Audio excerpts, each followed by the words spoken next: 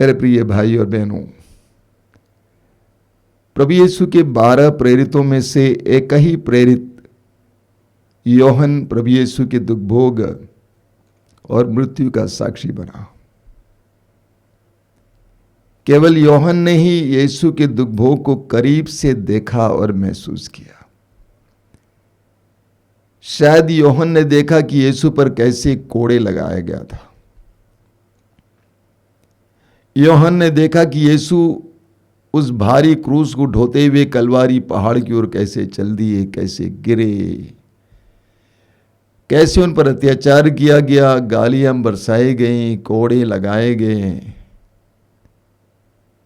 योहन ने करीब से देखा कि यीशु को कैसे क्रूस पर जड़ा गया, क्रूस पर ठोका गया। योहन ने करीब से देखा कि कैसे यीशु क्रूस पर लटक कर तड़प तड़प कर मरे। 12 प्रेरितों में से एकमात्र प्रेरित जिसने यीशु के दुख भोग को करीब से देखा वो योहन थे। और वही योहन कई वर्षों के बाद जब अपने पत्र लिखते हैं, योहन का पहला पत्र अध्याय 3 वाक्य 1 में योहन लिखते हैं, पिता ने हमें कितना प्यार किया है, पिता ने हमें कितना प्यार किया है। योहन ने यीशु के दुख भोग के जरिए ईश्वर के प्रेम की गहराई को देखा। शायद आपने वो तस्वीर देखा है, एक खाली क्रूस का तस्वीर है और उस पर एक सफेद कपड़ा टंगा हुआ है। उसके नीचे अंग्रेजी में लिखा हुआ है, I asked the Lord, Lord how much do you love me. मैंने प्रभु से पूछा, प्रभु तू मुझे कितना प्यार करता है। He said so much and he stretched his arms and died for me. उसने कहा इतना और अपने दोनों हाथ पसार कर मेरे लिए मर गया। बहुत गहरी बात है। हम सभी लोग क्रूस का आदर करते हैं, क्रूस पर गौरव करते हैं, क्रूस को चूमते हैं, क्रूस को पहनते हैं, क्रूस को दीवार पर लटकाते हैं, दीवार पर अंकित करते हैं, शरीर पर अंकित करते हैं। क्रूस हमारे प्रति ईश्वर के प्रेम का एक महान चिन्ह है। इस बात का प्रमाण है कि ईश्वर ने हमें कितना प्यार किया है। योहन अपने पहले पत्र के अध्याय 4 वाक्य 10 में कहते हैं, ईश्वर के प्रेम की पहचान इसमें है कि पहले हमने ईश्वर को नहीं बल्कि ईश्वर ने हमको प्यार किया और हमारे पापों की प्रायश्चित के लिए अपने पुत्र को भेजा। इसके द्वारा ईश्वर के प्रेम की पहचान हमें मिलती है कि पहले हमने नहीं बल्कि उसने हमें प्यार किया और हमारे पापों की प्रायश्चित के लिए अपने पुत्र को भेजा। योहन के सुसमाचार के अध्याय 3 वाक्य 16 में वचन कहता है, ईश्वर ने संसार से इतना प्यार किया कि उसने उसके लिए अपने इकलौते पुत्र को अर्पित कर दिया। उसने उसके लिए अपने इकलौते पुत्र को अर्पित कर दिया। आप क्रूस की ओर देखेंगे, यही हमें क्रूस पे देखने को मिलता है। यीशु ने हमारे लिए अपने आप को अर्पित कर दिया। योहन के समाचार के अध्याय 15 उसके वाक्य 13 में स्वयं प्रभु यीशु ने कहा, इससे बड़ा कोई प्रेम नहीं है, इससे बड़ा कोई प्रेम नहीं है कि एक मित्र अपने मित्रों के लिए अपने प्राण अर्पित कर दे। एक आध दो बोतल खून देना नहीं बल्कि अपने संपूर्ण प्राण को हमारे लिए अर्पित करे। क्रूस हमारे प्रति ईश्वर के प्रेम का एक बहुत बड़ा प्रमाण है। हमारे प्रति ईश्वर के प्रेम का एक बहुत बड़ा प्रमाण है। एक कहानी है, शायद आपने सुना है। एक गांव में एक परिवार का एक लड़का, जवान लड़का, अपने माँ बाप से रूठ जाता है, रूठता है और लड़ता है, घर से दूर चला जाता है, एक शहर में जाकर होटल में काम करता है, वेटर का काम करता है। और सौभाग्यवश या संयोगवश कहें, उसी गांव का एक भाई उस होटल में जाता है और वो भोजन पे बैठ जाता है, तो भोजन लेकर यही लड़का आता है। देखते ही वो आश्चर्यचकित हुआ, कहा कि बेटा तू यहां क्या कर रहा है? जब से तू घर से बाहर गया उस समय से तुम्हारे माँ बाप दुखी हैं, पीड़ित हैं, रोगी हैं। कितनी बार उन्होंने विज्ञापन दिया कि हमारा बेटा गायब हो गया, किसी को पता चले हमें बतावें, बेटा घर वापस चलो। वो लड़का मानने को तैयार नहीं था। उसने कहा मुझे विश्वास नहीं कि मेरे माँ बाप मुझे प्यार करते हैं, वे मुझे कितना सताते थे। उस भाई ने कहा नहीं बेटा, तुम्हारे माँ बाप तुमको बहुत चाहते हैं। अंत में लड़के ने कहा कि अंकल ऐसा करो, मैं एक दिन तय कर लेता हूं और उस दिन मैं अपने घर के सामने से होकर गुजरूंगा। सड़क के किनारे घर था। कहा कि मैं बस में बैठकर उस जगह से होकर गुजरूंगा। मेरे पिताजी से कहना कि मेरे घर के सामने जो आम का पेड़ है उस पर एक सफ़ेद रुमाल टांग देना। रुमाल को मैं देखूंगा, मैं विश्वास करूंगा कि वो मुझे प्यार करता है, वो मुझे चाहता है। वो दिन आ गया, लड़का बस में बैठ गया और बस आगे निकल गई, क्योंकि कई घर में आ गए थे बीच में। तभी उसे याद आया कि मेरा घर तो पीछे छूट गया है। बगल में बैठे एक अंकल से उसने पूछा कि अंकल ऐसा ऐसा घर आपने देखा? उसने कहा हाँ बेटा। अंकल उस घर के सामने एक आम के पेड़ को देखा आपने? हाँ बेटा। क्या उस आम के पेड़ पर एक सफ़ेद रुमाल देखा? उसने कहा कि एक नहीं बेटा, बल्कि मैंने सैकड़ों रुमाल उस पर टंगे हुए देखा। उस युवक के बाप क्या बताना चाहते थे कि बेटा अगर तू चाहता है कि मैं तुम्हें एक चिन्ह दूं ताकि तुम विश्वास करेगा कि मैं तुझे चाहता हूं और प्यार करता हूं, एक नहीं मैं सैकड़ों रुमाल उस पेड़ पर टांगने को तैयार हूं। 2000 वर्ष पहले ईश्वर ने हमारे साथ भी ऐसा ही किया। पूरी बाइबल का संदेश यह है कि ईश्वर हमें प्यार करता है और वापस चाहता है। नबियों के द्वारा ईश्वर ने यही संदेश दिया, वापस आ जाओ, मैं तुमको प्यार करता हूं। मेरे मन में तुम्हारे लिए निर्धारित योजनाएं, वापस आ जाओ, मैं तुम्हें धोऊंगा, शुद्ध करूंगा, पवित्र करूंगा, वापस आ जाओ। अगर तुम मेरे प्रेम पर विश्वास नहीं करते, मेरे वचनों पर विश्वास नहीं करते, तो जान लो कलवारी पहाड़ की ओर देख,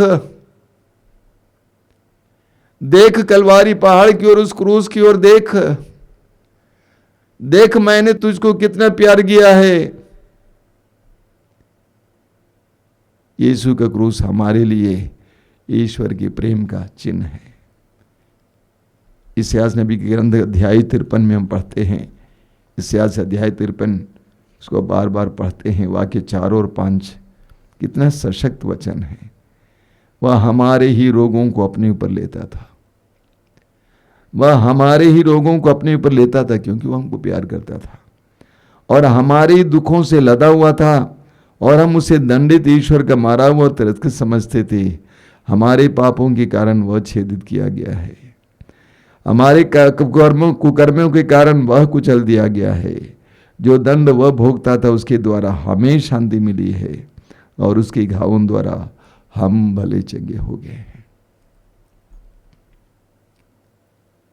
ये प्रेम का मामला है।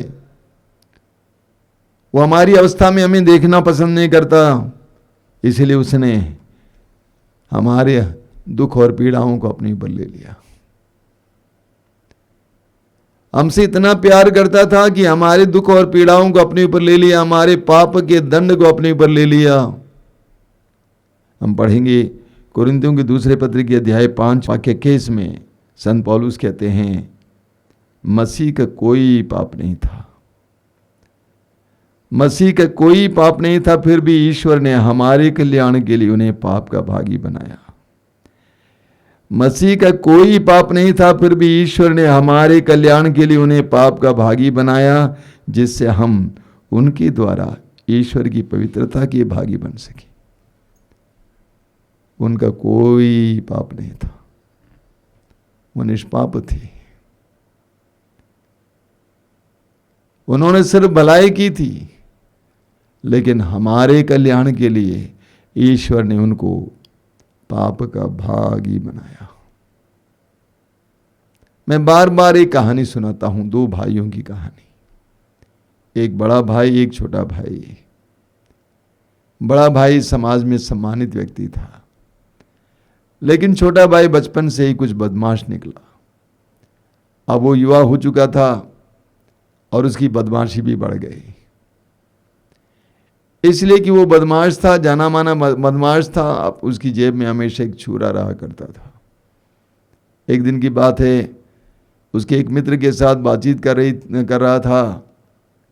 गर्मा गर्मी हो गई, झगड़ा जैसा हो गया। उसने छुरा उठाया, उसके कलेजे में भोंक दिया। उसके कलेजे में भोंक दिया। जब खून निकला तो उसकी आंखें खुल गई। उसे पता चला कि मैंने क्या कर डाला है। पूरा कपड़ा खून से भर गया और छुरे पर से खून टपक रहा है। वो छुरा लिए वो भागता है। किसी का दरवाजा उसके लिए नहीं खुला, क्योंकि सभी जानते थे कि बदमाश है, हम फंस जाएंगे। अचानक उसको याद आया कि मेरा बड़ा भाई मुझे प्यार करता है। अपने बड़े भाई के घर की ओर दौड़ता है। बड़े भाई ने छोटे भाई को दूर से देखा कि उसका कपड़ा खूनी है, उसके हाथ में छुरा है, खून टपक रहा है। बड़ा भाई समझ गया कुछ ना कुछ जरूर घटा है। छोटा भाई बड़े भाई के पास आता है, कहता है कि भैया मुझे बचाओ। बड़े भाई ने सोचा कि अभी सोचने के लिए टाइम नहीं है, शिक्षा देने के लिए टाइम नहीं है। उसने कहा तुम एक काम कर, अपना वो खूनी कपड़ा मुझे दे दे, वो छुरा मुझे दे दे, मेरे घर के अंदर प्रवेश कर, मेरे अच्छा कपड़ा पहनकर किसी न किसी तरह से भाग जा यहाँ से। बड़ा भाई वही कपड़ा पहना खड़ा है, उस छुरा उसके हाथ में है, खून टपक रहा है।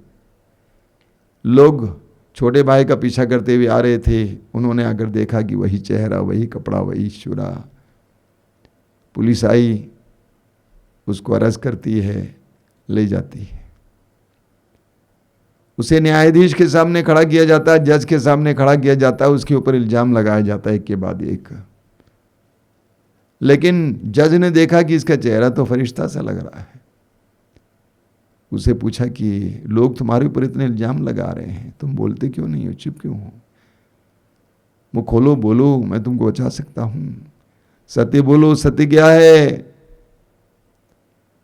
वो बड़ा भाई कैसे कहता है कि मैं अपने छोटे भाई की जगह पे यहां पे खड़ा हूं। वो मौन रहा, चुप रहा, और अंत में उसको मौत की सजा सुनाई गई। छोटे भाई की जगह पर वह मौत झेलता है। प्रेम का मामला है। 2000 वर्ष पहले यही घटना घटित हुई। आप और मेरे पापों के लिए किसी और ने सजा भोगा। आप और मेरे पापों को अपने ऊपर लेते हुए कोई और हमारे लिए मरा।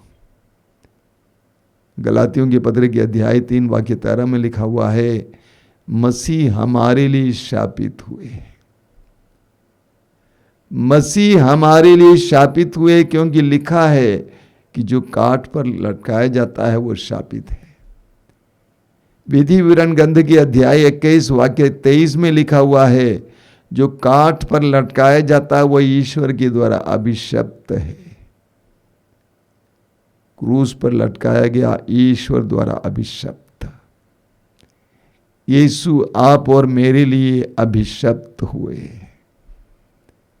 फिर मैं कहता हूं ये प्रेम का मामला है। इसलिए जो क्रूस आप पहने हैं, जो क्रूस आप चूमते हैं, जो क्रूस का चिन्ह आप लगाते हैं, वह क्रूस आपके प्रति ईश्वर के प्रेम का निशानी है, प्रेम का चिन्ह है। वह क्रूस आपको याद दिलाता है ईश्वर की वाणी कि मैं तुमको कितना प्यार करता हूं, वापस आ जाओ। मैं तुमको कितना प्यार करता हूं, वापस आ जाओ। क्रूस हमारे प्रति ईश्वर के प्रेम का चिन्ह है। वो सुंदर गीत सुनिए, जो क्रूस पर कुर्बान है वह मेरा मसीहा है। कितना सुंदर गीत है। जो क्रूस पे कुर्बान है, वह मेरा मसीहा है। हर जख्म जो उसका है, मैंने ही कराया है। जो क्रूस पे कुर्बान है, वो मेरा मसीहा है।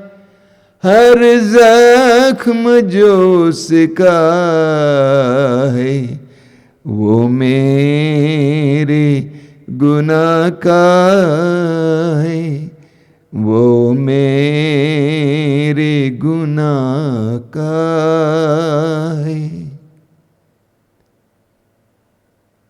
आइए हम प्रार्थना करें। प्रभु यीशु, धन्यवाद देते हैं इन पवित्र क्षणों के लिए, तेरे अनोखे प्रेम के लिए धन्यवाद देते हैं। क्रूस पर तेरी मृत्यु के लिए हम तुझे धन्यवाद देते हैं।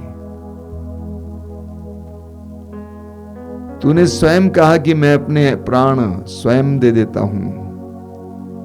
तूने हमारे लिए अपने आप को अर्पित किया, हमारे रोगों को अपने ऊपर लिया, हमारे दुखों से तू लदा हुआ था। हमारे पापों के दंड को तूने अपने ऊपर ले लिया, हमारे पापों के भार को अपने ऊपर ले लिया। धन्यवाद देते इस महान प्रेम के चिन्ह के लिए, प्रेम के कार्य के लिए। हम तुझसे प्रार्थना करते हैं प्रभु, तेरे उस महान प्रेम का जवाब हम प्रेम से कर सके। तूने हमारे लिए अपने आप को अर्पित किया, तेरे उस महान प्रेम के प्रति हम अपने आप को भी अर्पित कर सके।